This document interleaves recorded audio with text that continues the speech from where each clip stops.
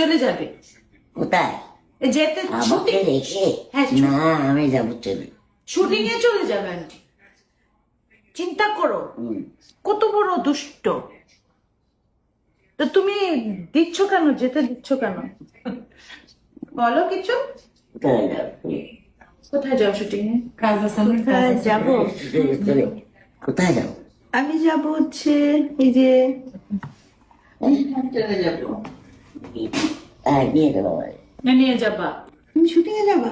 হ্যাঁ, আমরা শুটিং এ থাকবো, তাই না আন্টি? আমরাও শুটিং করব। আমাদেরও তো দাম আছে, বলো। তুমি ওর মা না, তাহলে সে তোমাকে রেখে রেখে চলে যায়, তো তুমি কিছু বলো। আমাকে নিয়ে যাবে। তুই নিয়ে যাবি? বুঝলে? কি শুটিং এ যে তুমি অসুস্থ মানুষ আরো অসুস্থ না, থাকবে না? কেন অসুস্থ? বলো, বলো তুই কি অসুস্থ হস? তুই তুই কি অসুস্থ?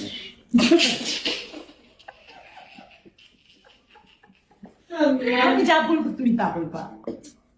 তোকে আমি এই জন্য বড় করছি, বলো বলো বলো, ওকে বলো, ইমোশনাল ব্ল্যাকমেল। বলো না, তোকে এই জন্য বড় করছি, বলো।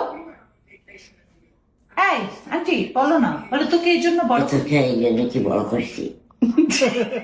পর্দায় তিনি জনপ্রিয় অভিনেত্রী, লাখো ভক্তের হৃদয়ের রানী, কিন্তু বাস্তবে তিনি এক আদর্শ কন্যা। নিজের মায়ের অসুস্থতার এই কঠিন সময়ে ক্যারিয়ার, স্বামী ওমর সানি ও সন্তানদের সবকিছু দূরে ঠেলে দিয়ে তিনি হয়ে উঠেছেন এক অসাধারণ সেবিকা। অসুস্থ মাকে ছোট্ট বাচ্চার মতো পরম মমতায় আগলে রেখেছেন মৌসুমী। মায়ের সেবা ও যত্ন নিশ্চিত করার জন্য তিনি গত ৩ বছর ধরে সব ধরনের কাজ থেকে বিরতি নিয়ে আমেরিকার সুদূর প্রবাসে মায়ের পাশে রয়েছেন। মায়ের জীবনের শেষ মুহূর্তগুলোতে নিজের কোনো অপূর্ণতা রাখতে চান না তিনি।